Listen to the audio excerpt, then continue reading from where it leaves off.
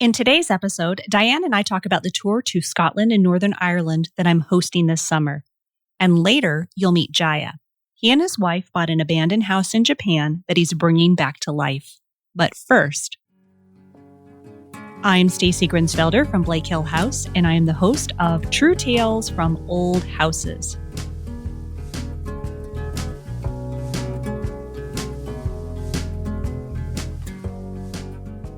Hello, everyone. Welcome, welcome. I hope that you are all doing well. Based on my Instagram feed, many of you are starting seeds indoors and planting your vegetable gardens, and I'm so jealous. It's a few weeks too early here, and our weather's bouncing around anywhere from 16 degrees to 60. It's so unpredictable. I'm waiting for the snowbells to poke their little heads up through the ground in the front yard, because seeing them is always the first sign that we've made it nearly through the long, cold winter. I don't have much to report from here at Blake Hill House, except that last week I let the contractor go for the bathroom project. It was not going well, and things just kept getting worse, so I'll be finishing that remodel by myself. Now, I'm not the kind of person who needs to burn someone's house down to keep warm, but I did decide to mention it here because many of us, we're going through these similar situations with rehab and DIY, and projects do not always go according to plan, do they? It's been such a big bummer that I haven't even written about it on the Blake Hill House blog, but as I work through the remodel, I'll start posting updates again. I think the most disappointing part is that I hired this contractor to make my life a little easier, and that did not end up happening at all. It actually made things much harder, but I guess that's the way things go sometimes. There was a little bright spot in my inbox this week. I received a voicemail from a listener, and I've been looking forward to sharing it with you. You won't believe it, but it's about the Halifax Christmas tree again. I feel like I should apologize because I love this story too much. Or do I? Maybe I love it just enough. I have to say, Joe, if you were listening today, I would imagine that you had no idea what you were starting when you offered that little bit of tree trivia during episode number 68. And to anyone who's just started listening to True Tales from Old Houses and you have no idea what I'm talking about, this whole story started during episode number 67, and it relates to the Halifax explosion of 1917, if you want to go back and catch up. The Halifax explosion was, of course, terrible and sad, but the Christmas tree tradition was born from the kindness that followed that tragedy. Anyway, here is that voicemail that I received this week. Hi, Stacy. My name is Amber. I just listened, or I am listening to the Hands-On Trades Education or a College Degree, Why Not Both podcast. I heard you mention the Christmas tree in Boston. And I wanted to let you know that the trucking company that I work for in Yarmouth, Nova Scotia, actually took the Christmas tree from Halifax to Boston from roughly 1985 to 1990. They take it from Queens County in Nova Scotia, which is actually the Christmas tree capital of, I think, the world. But yes, just a little bit of history there, and I wanted to let you know that it is true. It does happen. Halifax does send a tree. So there you go. We've heard from people in Canada who know about the tree, and people in Boston who've seen the tree in Boston Common, and now we've heard from Amber at the trucking company too. I love it. This summer I am hosting a tour to Scotland and Northern Ireland, and you'll learn more about that today. But now I'm thinking we should plan a trip to the Canadian Maritimes for summer 2023. Holiday Vacations does have tours that go there. We could do something together in Boston over Christmas this year, and then complete the circle in Halifax the summer of 2023. What do you think? Let me know if that sounds fun, and I'll see what I can put together. That is the story that just keeps on giving. Okay, what else?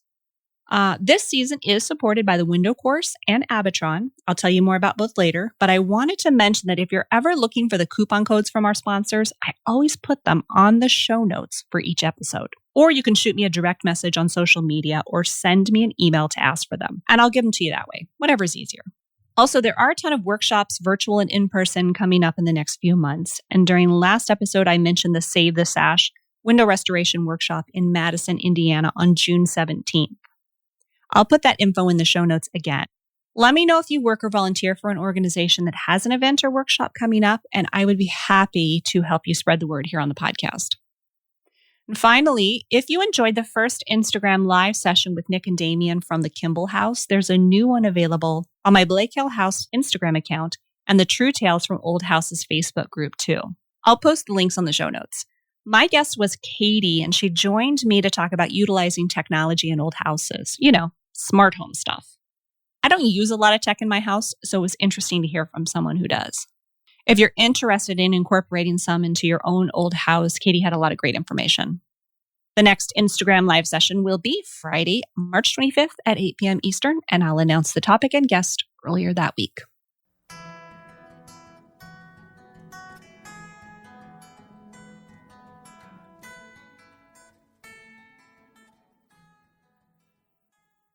My guest today for Q&A is Dianne from Holiday Vacations. Thank you for being here today. Well, I'm so very happy to be here, Stacy. Well, I was thrilled to be asked to host this tour to Scotland and Northern Ireland, and I think it's a fantastic opportunity to travel with friends of True Tales from Old Houses and the Blake Hill House blog too. As the host, I recognize that my role is primarily social, which should not be a problem for me. But this tour is jam-packed with education, history, architecture, and as a first-timer, I really can't answer a lot of questions about that because it's all really new to me too. So I'm thrilled to have you here to tell us more. And before we start, why don't you just tell us what your role is at Holiday Vacations? Okay. Well, actually, I've been at Holiday Vacations for 40 years. I just celebrated my 40th anniversary at Holiday Vacations. Happy anniversary. Yeah, thank you. And I'm currently the product manager for the destinations, for all the destinations in the UK, the Republic of Ireland, the Netherlands, France, Germany, Austria, Switzerland, and because they're so very similar, Egypt and Israel. I feel the need to ask you, do you like old houses? My audience, we love old houses. Do you? I absolutely love old houses. And when I was growing up, I lived in a house that was built, in about between 1860 to 1870 by a blacksmith. And we had a wonderful front porch and a front yard that had huge old maple trees in it. And there was a porch swing that was made by this blacksmith. And as a child, I'd walk to the library in the summertime and come home with a big old pile of books. And my favorite thing to do in the summer was to sit in that porch swing and read my books from the library. So absolutely, I love old homes. And my mother was an amateur genealogist, and we'd go to many historic places as I was growing up. My father called them hysterical markers. Hysterical markers. My dad loved history too, and we take road trips to see my grandparents every summer and winter. And I feel like we stopped at every historical marker between where I lived in Utah and where we were going in Missouri. The memories aren't quite as fond yet of stopping at the historical markers, but it'll come. It'll come with time, I'm sure. I'm sure it was the seeds of my going into the travel business. All right, well, let's talk about this trip. Where are we going in Scotland and Northern Ireland? And I just want to say, too, that we're going to Dublin, and I've been called out at a time or two about Dublin's not in Northern Ireland. That is correct. It is not. But that is our departing city, and we're going to spend some time there, too. So anyway, go ahead and tell us. We have to come home, and Dublin is where the best airport to come home from is, and that's why we're coming home from Dublin. We begin with 3 nights in Glasgow, and we do get north to visit Inverary Castle, and of course, cruise on Loch Lomond, and explore the city of Glasgow itself, which is wonderful for the arts and crafts movement, was very big in Scotland. And Charles Rennie Mackintosh came from there as well. I'm glad you mentioned Mackintosh because my father-in-law is an architect and he's like, you've got to see these buildings when you go to Glasgow. So thank you for mentioning him. Oh, yeah. And there's the Kelvin Grove Museum has a portion of one of his tea rooms recreated we can go see during free time. And there's so many very exciting things in Glasgow. We do spend a day to go over to Edinburgh. Actually, in Edinburgh, we do visit Edinburgh Castle, which goes all the way back to, there's a Norman chapel built by King David I to honor his mother, Queen Margaret of Scotland, who was later made a saint. And while we're there, we'll see the Scottish crown jewels, and actually they are older than the crown jewels of Great Britain. Really? Yeah. And the cities in the streets in the cities of Glasgow are just so charming. They've got these little alleys called closes. And there's this feeling to Glasgow like nowhere else on earth. It's got this kind of charming gloom to it, which the average person would think, why is gloom wonderful? Well, you have to go to know and experience it because it's just absolutely wonderful. So we spend a day in Edinburgh. When we're there, we also visit the Queen's yacht, the Britannia, where they spent a lot of family vacations. And of course, Prince Charles and Princess Diana spent their honeymoon on the Royal Yacht Britannia. Okay, so hold on. Are we touring that? Are we touring the yacht? Yes. Oh, we're not just going to see it. We're going to go on it.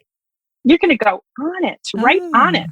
Let's talk just for a sec about the castles, because the castles in Scotland they're next level. I've never seen anything quite like them. So what's your favorite one? What's a little bit of fun you could tell us about? I am so excited that you guys are going to get to visit Inverary Castle, which is on the western part of Scotland. It is a Victorian Gothic revival castle. And was actually used in filming one of the scenes of Downton Abbey. And it is the clan home to the Clan Campbell, and the home to the Duke and Duchess of Argyll. And for these people who are trying to keep these estates up, it truly is all hands on deck.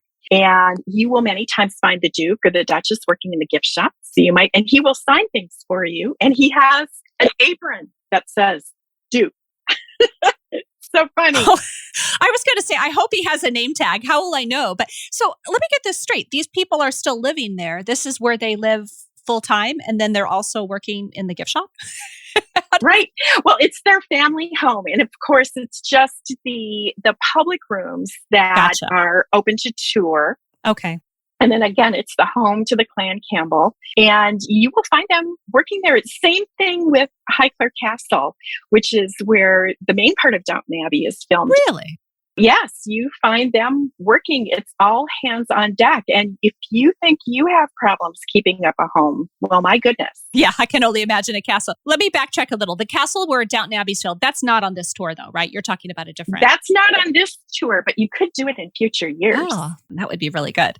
Yeah. All right. Well, I'm really grateful to have you pronounce all these things too, because the first time I came on and tried to explain where we were going, I butchered all of the pronunciations. So I'm going to work on this. This is something I have to work on in the meantime. It's going to be a fabulous learning experience for everyone. I'm planning to record an episode of the podcast on this tour, and that sounds intriguing. Maybe Inverary Castle might be a good location for that. Absolutely. So after our 3 nights in Glasgow, we're going to head down to Cairnryan and take the Cairnryan ferry over to Belfast. We're going to spend 2 nights in Belfast. We'll get to see all of the architecture there. And we're going to see the Titanic Belfast Museum, which is, dedicated to the building of the Titanic and tells the whole story. They've got some rooms recreated in the museum. And what is really fun is the Irish humor, because they'll all tell you there, she was all right when she left here. It's none of their fault. She was all right when she left here. When we're done with our time in Belfast, and we do a tour of the city, and we'll get to see some of those wonderful murals, and then we'll head out of Belfast and visit the Giant's Causeway, which is a UNESCO World Heritage Site. These wonderful rock formations, huge basalt columns, and it's just very surreal and very interesting to visit. After that, we're going to head over to Derry and once again learn a little bit more of the Troubles. So we're going to take a walk on the city walls, and the guides there are wonderful at giving you an outsider's view of what happened in Derry and Londonderry during that time in the 60s and early 70s. Have you ever seen the show Derry Girls on Netflix? Oh, yes. There is a mural in Belfast dedicated to the Derry Girls now. Yeah. So for people who don't know what I'm talking, it is a series. I guess it has 2 seasons that are set in that time period. It's pretty raw, lots of swearing, lots of funny stuff. I mean, I find it amusing. It's not a kid's show. I'll say that much. It gives you a little taste of the history. So if you have Netflix and you want to check it out, I recommend. Very funny. It's sort of Northern Ireland's answer to the Valley Girls. That makes a lot of sense, having seen it. Sure. When we're done there, we're spending an evening in Letterkenny. It's a tiny village, or not tiny, but it's a village. And in Ireland, they do the coolest thing. In every year, they have the tidiest village competition. Oh, I love it. Now, I have a friend who lives in the west of Ireland now, and she got on the committee for the tidiest village competition, and it is serious. I mean, they really go at it. Well, so in 2015, Letterkenny won the tidiest village competition. So it's very, very charming and a very nice place to stay for the evening. And where we're staying is right in the heart of town. So people will be able to walk in the evenings to go to the pub for a pint. And if you don't like Guinness or ale, cider, hard ciders are big too. And something that isn't always well known unless you've been there is that if a pint is too much for you, you can order a half. Ah, good to know. So what you do is you can walk in, act like you absolutely know what you're doing, walk up to the bar and say, I'll have a half of cider, please. And they'll think you've been going to pubs all your life. We do then go to Glen Bay National Park, beautiful gardens there. On the way home, we're going to visit the Bleak Pottery Factory to see how that beautiful Bleak pottery is made and visit Kells, which is a monastic site. We'll get to see the round towers, a Celtic cross, and learn about all of those things. And then we head to Dublin and spend 2 nights to Dublin. We're going to do a bit of a city tour. You'll have an afternoon free, which is fabulous. And then our farewell lunch is a wonderful storytelling and musical folklore lunch, which is just loads of fun. You've got these courses, and in between, they'll either tell stories or play a bit of music in between. So that's our nice little farewell lunch. And then that evening, again, you'll have time to go and visit the pub if you wish, or do some last minute shopping, or go visit a few other sites. Your tour director will have some real good ideas for you. I was going to say, in my case, I'll be going around looking for old windows, I'm sure. Taking photographs, Yes. lots and lots of photographs of old windows. Oh, and then there's the Georgian doors in Dublin. The colored doors, right? The colored Georgian doors. A lot of the architecture in Dublin is Georgian. Yeah. So I've mentioned this before to my listeners, but I painted the doors red here in my house because I thought the doors in Dublin were so gorgeous. I don't have a Georgian house, but I thought all those bright colors in kind of a dreary setting sometimes, it really perks you up, makes you happier. yes, absolutely. Let's talk about the nuts and bolts of how a tour like this works. Like, what can people expect? Because I think some people might be nervous about taking a tour versus just planning their own vacation. Absolutely. What is really great is we take care of all of the details for you. So paying the bills, checking in and out of hotels, we take you to all of the best sites. And the nice thing is when we have multiple nights stay, if you do not wish to participate in what we're doing, you just make sure you let the tour director know that you're going to go off on your own that day. And we just know not to include you in the body count that day. So we know we haven't lost anyone. But absolutely. We feel like this is your vacation and we want you to get out of it, what you want out of this vacation. Of course, on travel days, you must come with us. Sure. But on multiple night stays, if you wish to do something other than what the group does, that's absolutely okay. And again, we have been dealing with a lot of these suppliers for many, many years, and they know exactly how we want our guests to be treated. That's so nice. I'm glad to know that there's so much flexibility within the multi-night stays, because I was really curious about that. Some people might think, I just need a nap. I just really need a nap. There's going to be jet lag, or they might really be interested. Maybe they've read about something that they really want to see instead of what's listed on this tour. So it's nice to know that they have that flexibility. Are there any more flexible options? Thinking about, I guess, money, this is an all-inclusive tour, but are there ways to absolutely change that? Well, the other thing with a podcast hosted tour is that your listeners can come from anywhere. And our price for the 11-day tour includes airfare, the accommodations, all 4-star hotels, all of the sightseeing included on the tour. You've got quite a few meals included as well. And we feed you well. All of those things are included. We don't hide anything. However, if you wish to pay the land-only price without the airfare and arrange your own airfare, there is, for example, the price per person based on 2 people sharing a room for the tour, including airfare, is $54.99 per person. If you wish to go land only, and it's definitely an option, the price is $47.99 per person. And if you choose to go by yourself, the price is $65.99. And if you choose to go by yourself without airfare, the price is $58.99. So definitely land only is an option. You need to make a reservation that way when you initially tell the reservationist that that's how you'd like to make your reservation. So, if you're coming from somewhere else, if you've got frequent flyer miles, it's absolutely an option for you. Okay, that's really good to know. I think that would really help some people who might just want to make their own flight reservations. So, it made me think of another question. I'm bringing my mother, so we automatically have a double. But if I was not bringing her and I wanted a double, but I didn't have that other person, would I just be matched with someone?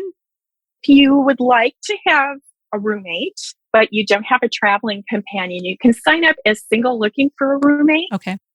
There's actually somebody at Holiday Vacations that matches people up, but we don't do it blindly. So once we have two people, of course, of the same sex, we're not a dating service. Yeah, I was going to say, wait, you could be matchmaking here. This could be something. Yeah. That's an extra fee, right? Matchmaking for an extra fee. Yeah, no, we're not going there. Just kidding. Yes, absolutely. So after we have two people let us know they're looking for roommates, we contact each of the people, give you each other's contact information, and have you talk to one another. And then you decide. And only after we've heard back from both people do we put you together. But absolutely, some great friendships have been made. My mother has not taken a holiday vacation tour, but she's taken lots of tours. She loves them. And she, Christmas cards, she exchanges Christmas cards. They email, she calls. She has friends that she's made on these trips, even like 8 or 10 years ago. It'll be a great way to make friends. All right. Is there anything else you think we should know? Oh, gosh. Stacy's got links on her website and all over, or you can go to www.holidayvacations.com, and there's a little red box toward the center where it says to click on a TV or radio host. Well, of course, this is a podcast, but you click on that, you type in Stacy for a keyword, and you're Stacy without an E, correct? Yes, very important. Stacy with no E. Stacy with no E, and that will bring up the information for this particular tour. It's just a $200 per person deposit to hold your reservation, and that's completely refundable until the final payment date, which is the 8th of April. So if you're just thinking about it and you're not 100% sure yet, absolutely sign up, and just knowing that your deposit's completely refundable until the 8th of April. And we will guarantee your prices no matter what happens with currency fluctuation or fuel surcharges by the airline. We will absolutely guarantee your price, and you will know, and you can order a brochure, a paper brochure, as well as looking at the information online. Mm-hmm. And I'm going to have some of those brochures too. So if anybody wants to reach out to me and ask me to, personally send them a brochure, I'd be happy to do that too. No big deal. I'll just drop it off at the post office on my way to run errands to Lowe's or Home Depot, probably, or some other hardware store that I'm on my way to. All right. So that trip, once again, Scotland, Northern Ireland, and Dublin. July 12th through the 22nd, final payments due April 8th. And I think we covered all the basics. I'm really excited about it. And there's sales or tour sales consultants that can answer all your COVID-related questions too. I know you might have some reservations about that. Thank you so much, Dianne. I appreciate you being here today. Well, and thank you for inviting me. I hope you all have a wonderful time in Scotland and Northern Ireland. Thanks. Bye. That was a brief departure from our typical Q&A here on the show, but if you have an old house or DIY question that you would like for me and a guest to answer on an upcoming episode, please contact the show via the True Tales from Old Houses website or send me a direct message on Facebook or Instagram. I have some new topics in the queue this season, and there's always room for more. Now, it is your turn to answer a question, and there's a new one this season. I want to know, what have you learned since buying your old house? Here are a few of your answers from Instagram. Jalen Nickel wrote, when you fix one thing, you find 3 more. Amanda, also known by the username The Orange Tulip, said that she has a greater sense of community and the need for sustainable development. And finally, Christina has learned that nothing in an old house is straight, level, or plumb. You may find yourself nodding in agreement with all of these answers. And if you would like to share your own answer to this season's question, head on over to truetalesfromoldhouses.com and let me know via the contact form, or click on the mic icon in the bottom right-hand corner to leave a voicemail using your phone or computer. Once again, this season's question is, what have you learned since buying your old house? Philosophical, practical, there are no wrong answers.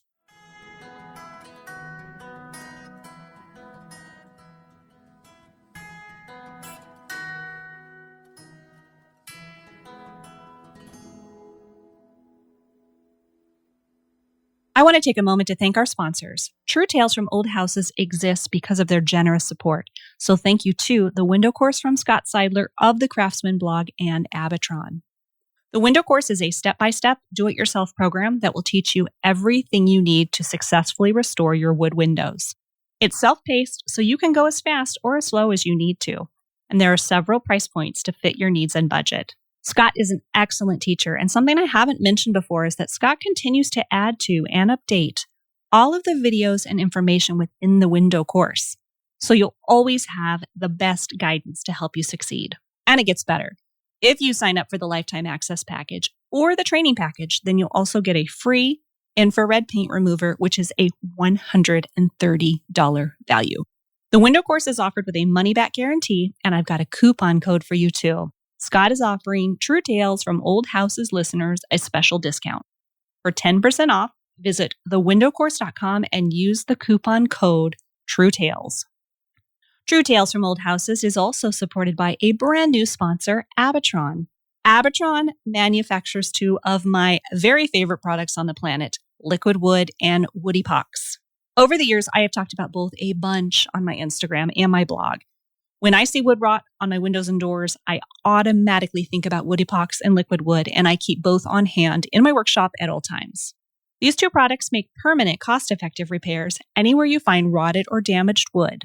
And whether you're a first-timer or a professional tradesperson, Abatron products are super easy to use. The instructions are simple. The results are exceptional. No shrinking or sagging, and repairs can be sanded and painted just like wood. I've even used wood epox to sculpt new feet for a desk that I pulled out of the trash and rehabbed for my daughter's room. We lovingly call it the dumpster desk. Follow Abatron on Facebook and Instagram. You'll find them at Abatron Inc. To purchase liquid wood and wood epox, visit Abatron.com. Now, I have never seen a coupon code for Abatron before, but I have one for you. Use the coupon code TrueTales10, that's the number 10, to save 10% on your order.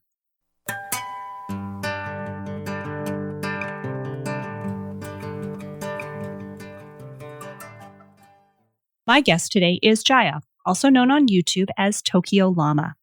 A few years ago, Jaya and his wife relocated to Japan to be closer to family. During their search for a new home, Jaya fell in love with a traditionally built, abandoned house just outside of Tokyo. They took a risk, and now their story is unfolding. My name is Jaya, also known as Tokyo Llama, and I have a YouTube channel that shows the process that I've been going through of renovating an abandoned Japanese traditional house in Ibaraki, which is just north of Tokyo. Thank you for being here, Jaya. It's so nice to meet you. Yeah, no worries. Thanks for having me.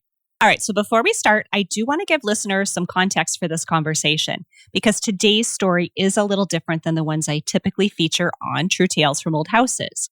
Now, according to the National Park Service guidelines here in the U.S., the baseline age for what's considered an old house is 50 years. And Jaya's house, built mostly in the late 1980s, is but a mere teenager based on that criteria. However, there is a reason why I wanted to bring this one to all of you. Jaya's house story offers a compressed version of the timeline of many of our old houses, from lovingly built to decay and then back again, thanks to a dedicated new owner. And what makes this story even more unique is that the craftsman who built his house is still alive and has had a hand in the rehabilitation.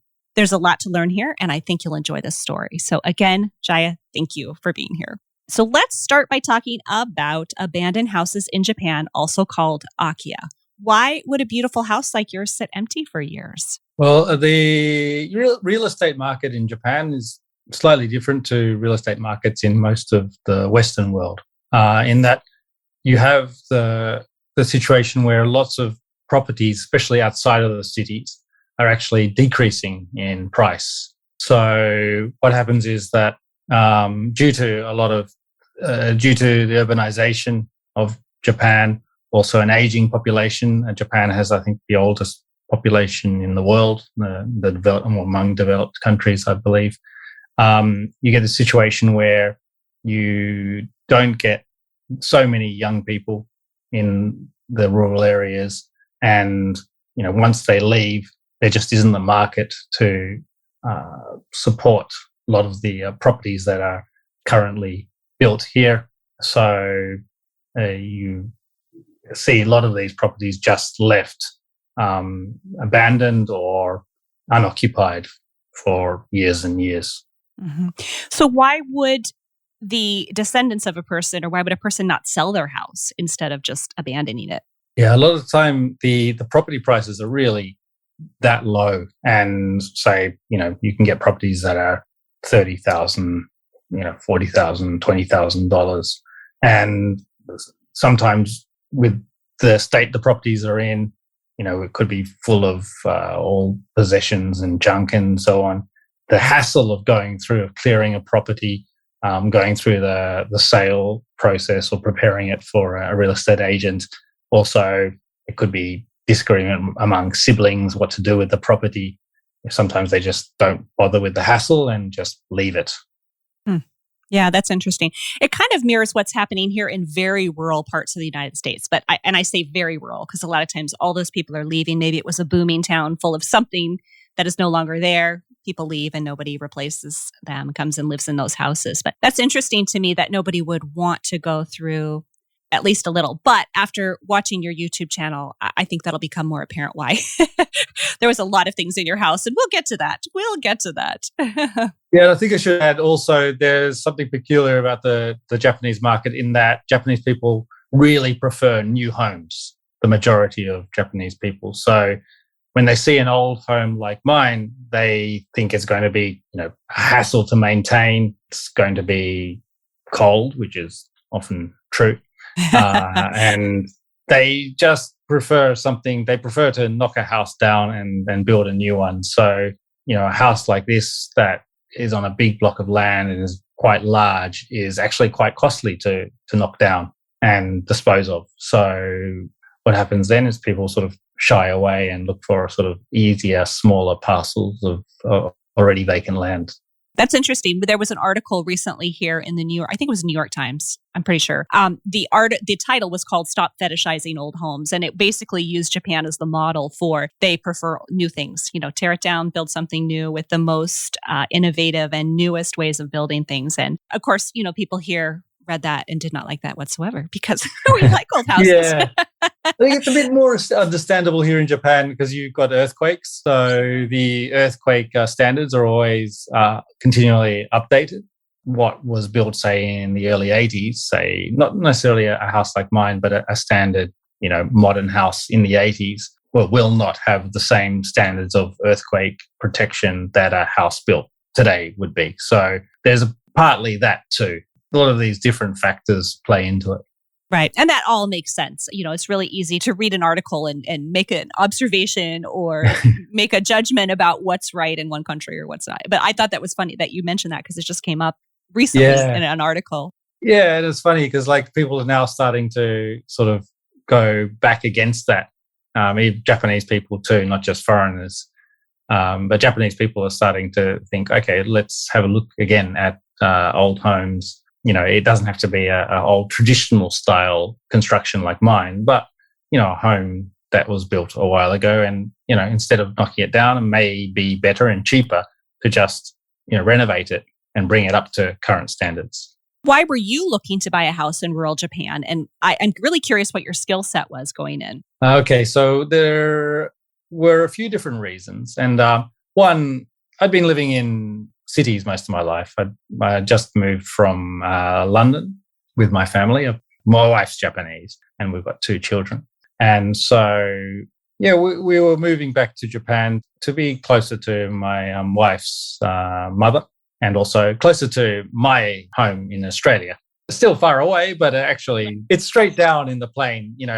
Depending on the time of year, there's 1 hour time difference, 2 hour time difference. So you can actually catch an overnight flight and go straight down and even visit for a weekend. And so yeah, we were moving back to my wife's hometown where we are, which is a slightly rural area outside of Tokyo. And I sort of had fond memories of, my childhood in Australia. We had a big backyard where I played with my brother, and we had a lot of time spent outdoors. And I wanted to get back to that.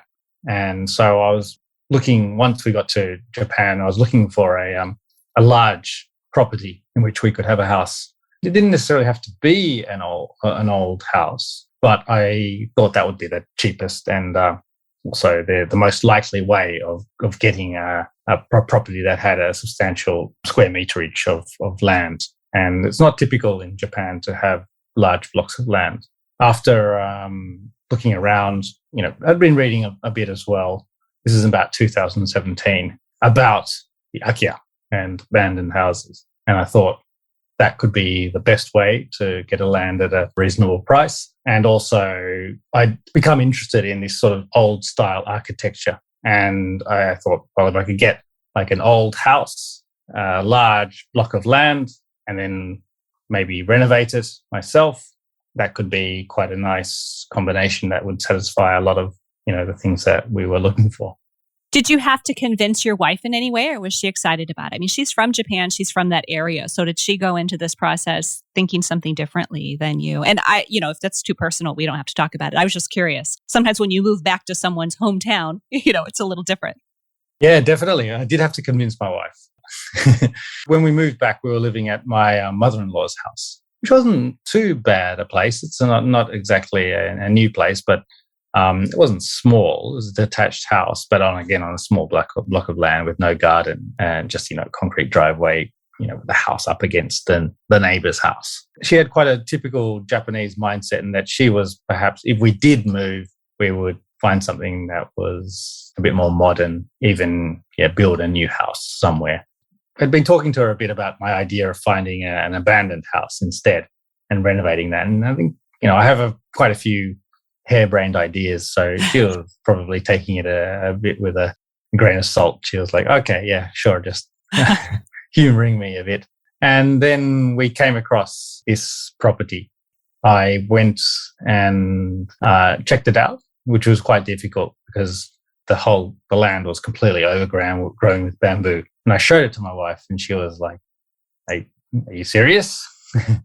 And how much is it? Initially, when we first found it, they were sort of trying to auction it at a minimum price of around $50,000. You were like, well, it's a bit expensive. There's a lot of work to be done here. But I sort of sold her again this idea of our kids playing outside and having a garden and so on. And eventually she came around, but on the condition that we could get it for a lower price than $50,000. So we awaited for the initial auction at $50,000 to finish and no one bought it. And then a few months later, they dropped the minimum bid price to around $30,000, at which point we decided to jump in and bid for the property.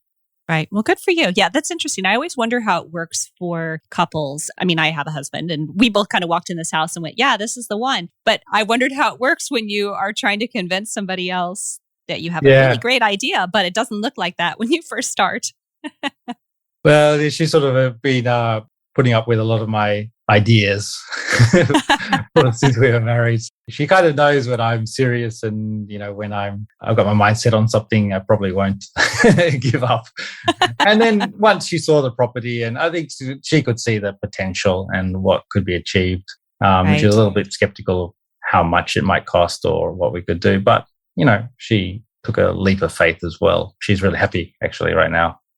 I have questions about the property and the way it was when you found it. The house was in quite a state. The inside, there were outbuildings. The property, it was packed with trash, broken items, some things that still worked. Just really a long life's worth of belongings. And I'm curious, did the previous owner live in the house like that? Or were other people living in it while it was abandoned? We call those squatters in the U.S. It's not a very nice word, I don't think. But, if you need a place to live, then you need a place to live. Yeah, we're not 100% clear of the story. We speak to the neighbours who obviously knew the previous owner. And so the previous owner and family, the owner got sick and ended up moving to a hospital for a few years where he passed away.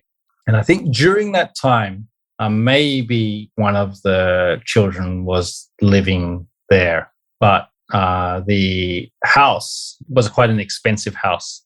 So you mentioned that at the beginning, it was built in the late 80s, and that was kind of peak bubble era for Japan. So at that time, banks were just throwing money at anyone. So the owner was a rice farmer, and rice farmers generally do pretty well in Japan, but still the house was quite expensive for the block of land that they were actually farming. And I think once the house fell behind, well, the owners fell behind once they could no longer keep farming, fell behind in, say, mortgage and tax payments. I think it was then abandoned, and I don't think it was necessarily lived in that state.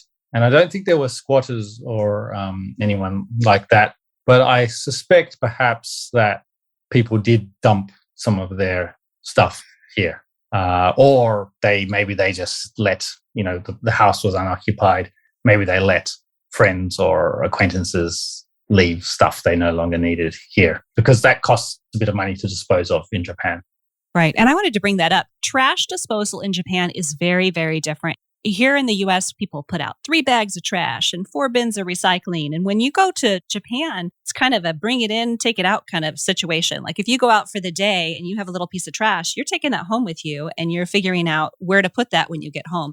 It was so interesting to me to visit Japan and see how clean it was, because I feel like here in America, if we don't have trash cans, we'll just toss it on the ground, or we'll toss it somewhere else, or we'll stuff a trash can until it's just piled up high.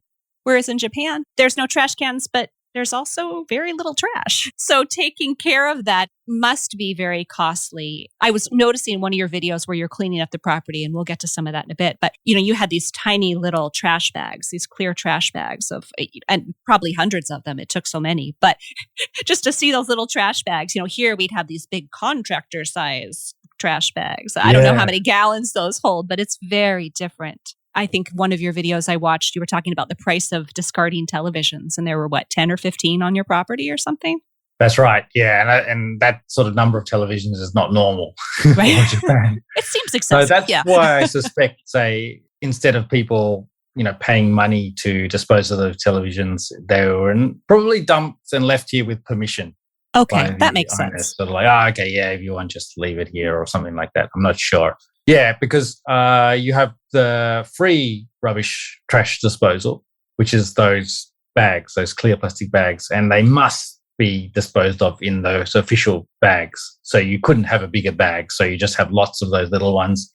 And then we sort of asked around, how many can we actually put into the... There's a kind of cage just down the road where everyone leaves their trash to be collected. And then we're sort of asking how many would be appropriate for us to leave, because you don't want to fill it all up and, prevent other people from being able to put their own trash in there. And people say, about 4 bags probably is okay. So we'd have to and then my mother-in-law would take bags to her house as well, her local one, and leave some there too. So that's why you had all of those little bags lined up. But then you have large rubbish that can't be put in those bags.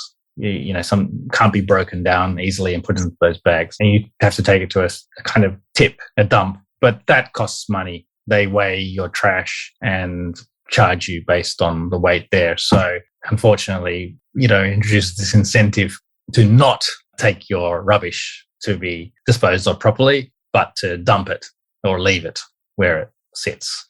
So it's not uncommon when you buy a house in Japan to get it with all of the rubbish and belongings left there. Well, I want to say that when I watched your video, I was really impressed with the sensitivity that you handled everything in, especially where it mattered. I mean, these were someone's things. It was clear to me, I didn't recognize the dumping portion of it, but it was clear to me it seemed like a house that got away from its owner at some point. And I wondered, did you ever feel sad during this process? Yeah, definitely. I think when we're going through and we're picking up sort of old, possessions, children's possessions and children's notebooks and textbooks from school and things like that, you can't help but feel that, okay, yeah, it really was. There was a family living here, and whatever happened, they didn't decide to keep their family home. And you think, okay, yeah, so sort of hits home a little bit there. And you're finding all the tools that were used for farming as well. You know, you can sort of think back, this was once a functioning farm and house and so on. So yeah, you do feel a little bit sad when you see that. One of the videos, you were walking through the house. I can't even remember. I think it was a back and forth. You were going from before to after, and Yeah. you were in the bathroom. And for whatever reason, the scene that you took the picture of, it was at a sink, and there were toothbrushes and there were toothpaste, and it was squeezed from the middle, and it just looked like somebody could have been brushing their teeth yesterday, and then they just poof went away. It really struck me. It really hit me kind of hard. I thought, did he know that was the last day he was going to be in the house? You know, it's just such a strange, there's a lot to process there when you see a house that's been abandoned in that way. So I wondered if it was ever at all emotional to you and your family, but it is a lot of hard work. So it's probably that emotion, you know, you're just propelled forward too, because there's a lot to do. There's a lot to do.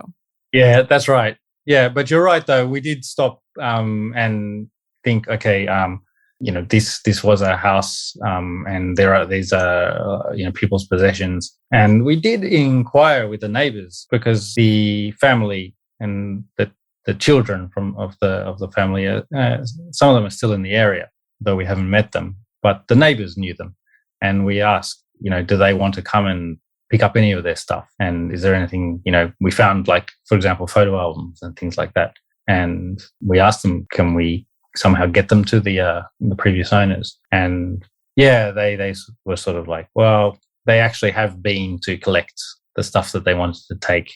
So wow. Yeah, so we sort of like, okay, well, what can we do there? Sure. We just have to move on and start clearing the house. It's surprising to me that, the photo album wouldn't make the cut, but I'm sure hopefully they took some things that were really sentimental to them and they have those to remember. So that's great. Yeah, maybe they missed it, but I think it's one of those things, once you've sort of left the house, perhaps, you don't want to just start like coming back and picking through, or I think they probably must have made a clean break or something like that. Mm-hmm. And yeah. We imagine. And we're all different, so there's no need for me to project my feelings on somebody else. Yeah. Yeah. I asked you this before, and I wanted to come back to it because I don't remember. I don't think you gave me an answer, but what was your skill set coming into this? Yeah. So I hadn't even owned a house before. So we'd always rented. But I'd always been interested in making and doing things with my hands, even since I was a little kid. While I didn't have necessarily a lot of experience, I'd made the odd, bench or something like that for the garden and things like that, but nothing substantial. But I'd always, every time I was in a house that I was renting, I was always thinking, I wish I could just do something to this house myself, So yeah, no real experience doing anything carpentry wise or DIY wise myself. I basically just learned by looking on the internet and watching YouTube videos. And we had carpenters who came in too. And so I would watch them as well and see and ask them some of the things. We'd agreed that I would do some of the work to, I guess, reduce the costs. And they were really friendly and helpful. And they said, okay, you're going to put drywall on, plasterboard on, you do it this way, and so on. So they were really good too. They helped me out quite a lot. So many of us wish that we could have the ear of the original builder of our houses because we have so many questions. So what was it like to find the builder, and how did he help you? Yeah, it was really amazing finding the builder, and it was also amazing to find that he was still active and working as a carpenter. And so he was in his early 70s, and so I think he must have built the house, I guess, then in his mid 40s. So similar age to what I am now. We felt like, well, it's kind of a sign that he was not only still working as a carpenter, but he just lives literally down the road. Wow. So it was great to be able to ask him about certain aspects of the house. He was initially going to do the renovation or work on the house, the whole project for us. But he no longer had a partner or a apprentice. His apprentice, he said he sort of released his apprentice a few years back. And so he started it, and I think he was keen to work on it. But once he started, he realized that it was going to be a bit too much for him to do. So he recommended another carpenter, father and son team that could do sort of the house renovation in the style that he built it. But he often came and, had a look around and visited and so on. Are you still in touch? We're still in touch. Actually, I know, just been so busy. But I've been filming a part of his latest project. He's building a temple not so far away. Yeah, so I've been filming that, wonderful. And I've been meaning to, and I've been promising my viewers on my channel that I was going to do a proper sit-down interview with him and a sort of tour of the house and get his reaction to what we've done with it, even though he has actually seen it. But I wanted to ask him about it properly, and he's keen also to talk about his carpentry skills, because it's a specific kind of carpenter in Japan called Miyadaiku. That's a temple builder. So our house is actually built as sort of a temple style. It's the Japanese joinery that doesn't use fastenings like metal nails. So it's all joints that lock into place and so on. So he was trained in that from when he was sort of a late teenager. And so he's got a lot of stories to tell. And he's quite sad that there are not many young people now following in his footsteps, and it's a kind of dying art. So he was enthusiastic about showing and trying to, educate people about what the work he does and used to do is like. Yeah, I've got to get onto that. I'd watch that. I was going to say that your house was built with traditional Japanese joinery, just a true art form. And I feel like sometimes we've had so many architectural movements here in the United States. I mean, that's not exclusive to the US, of course, but I'm most familiar with the States. And all of that makes our different regions of the country lively and interesting, but it all sort of feels a bit frenetic. Building practices here have gone from modest to ostentatious, and they just keep going back and forth and back and forth. I don't know. Meanwhile, in Japan, I feel like just some builders are still quietly working on this craft that's been around since the 12th century. That just shocks me. I think you said on one of your videos that in the 80s, it took 3 years to build your house. That's unheard of by today's standards. Yeah, it's quite incredible. And yeah, when you mentioned that my house doesn't technically qualify as an old house, I was going to add that that's true, but the style and the majority of the construction techniques date back to more than 100 years, where it would be considered an old house. And a lot of people look at my house and go, oh, how old's your house? More than 100 years? And, are shocked when I say it's only about just over 30 years old, just because it's built in that sort of old style architecture. But unfortunately, these houses like this aren't being built anymore. So the carpenter also told me, I think the last time he built a house like this was more than 15 years ago. Wow. So, yeah, he doesn't build houses anymore. So he's mainly just doing temples and so on, or anything that he can get money for. He said he even did just a car park. Right. Just, to make ends meet. Yeah. Well, I thought that, all of your videos are wonderful. I binge watched. I should say I binge watched most of those. But I loved the ones where you went into the attic or the crawl space and even underneath the house. Just to see how everything was put together was just absolutely fascinating to me. So anyone who enjoys architecture or has a fascination with woodworking at all should absolutely check out your YouTube channel, because I see things that I want to see closer just in every single video. I'm like, oh, how did they put that together? And, why did they do that? And that's just beautiful. And I think it's really fun. So keeping how much love and care went into building your house, how do you balance traditional building practices with your modern wants? That's a good question. And I bet that's typical, a typical challenge that many of your listeners or previous guests have faced. All of them. Yeah. I think for us, there were certain things that we'd always wanted in a house, because, when we bought this house, we were looking at it as, perhaps the house that my wife and I, retire and, this is the only house we ever own. So there are certain things that we wanted, but at the same time, we need to do it in a tasteful manner. We had an architect who was a friend of ours, a friend of my mother-in-law, and he was an experienced architect, and he had a few ideas on what we could do to keep the traditional and original, I guess, tone of the house while incorporating some of these modern features. And I think one of the things that made it easier for us, and this goes back to where the house is not a typical old house. So because it was built in the 80s, the house was built with a modern kitchen for the 80s. Right. For us, it wasn't like we were knocking out like an old, 100-year-old traditional style kitchen and features and so on like that. We're actually instead replacing a pretty ugly and dated 80s melamine kitchen.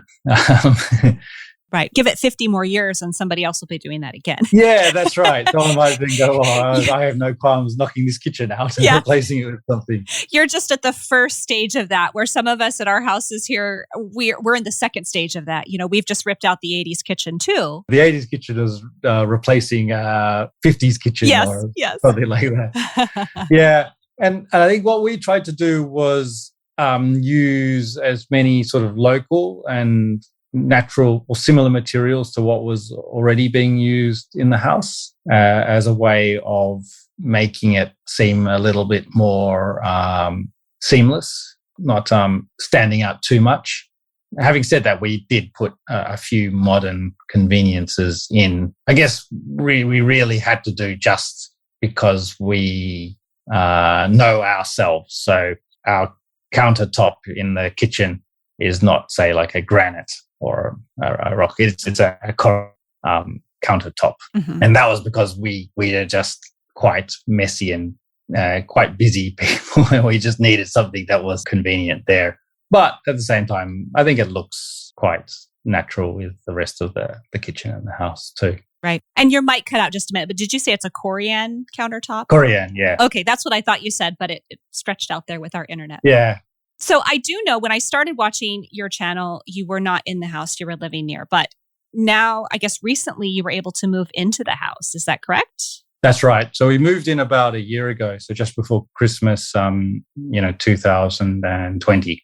Yeah, the first stage of the renovation, we just wanted to get it pretty much to a point where we could move in. So I kind of had enough living with my mother-in-law was very nice, but at the same time, we had this house and we really wanted to move out and start living here. So we got it to almost the bare minimum that made it livable, with a kitchen, a toilet and a bathroom, and then decided once we did that, then we would sort of live in here and finish the rest of the house out. And that was sort of when the carpenters that we hired finished too.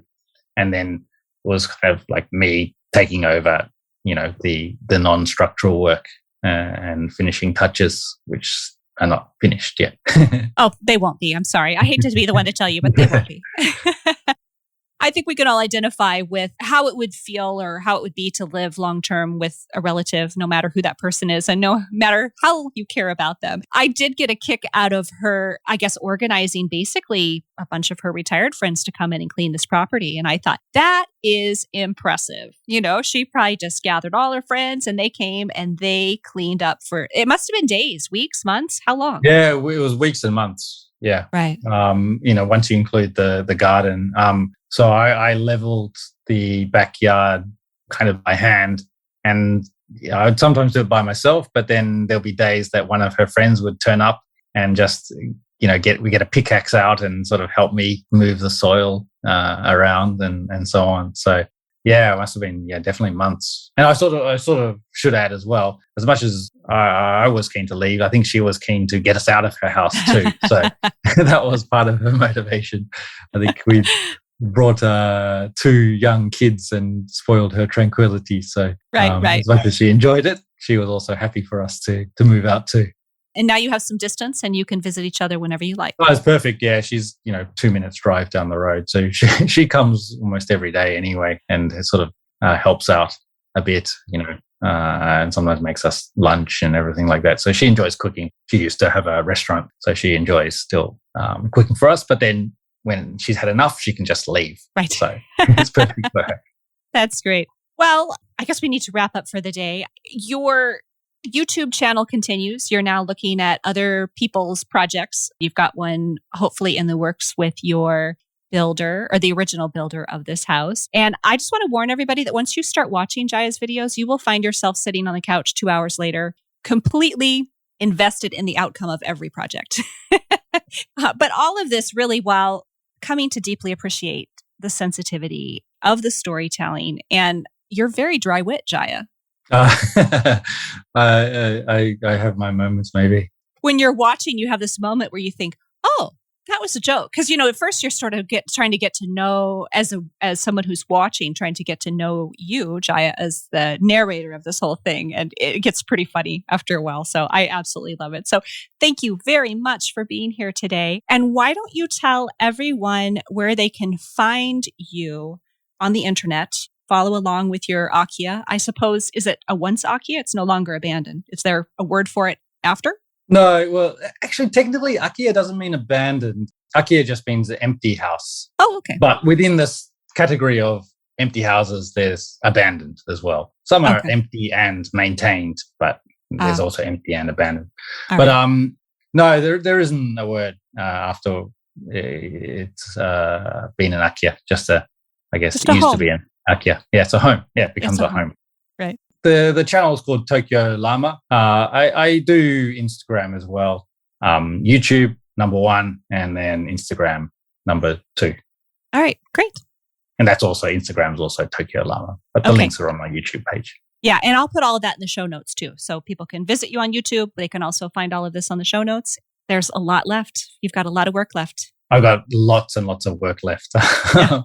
I was thinking that I haven't really done much this year, but then I realized that when we moved in just over a year ago, we didn't have any bedrooms, and now we do have bedrooms. We still don't have a dining table, but we've got an old cheap dining table, but I'm supposed to make the dining table. My wife reminds me about that dining table every time. Well, maybe for a holiday. If you do family dinners for a holiday, maybe shoot for a holiday. Yeah, we kind of guessed yet, because where are they going to sit? Yeah. We can't, there's just not enough room on this table. So, okay, I'll make the table soon. All right. Well, thank you so much. And I will be watching and see where this all takes you. Thanks for being here today. And I will catch up with you soon. Thanks, Daisy. Thanks for having me. Thank you for listening to True Tales from Old Houses. And thank you to my guests, Jaya and Dianne from Holiday Vacations. To continue the conversation, be sure to follow True Tales from Old Houses and Blake Hill House on Facebook and Instagram.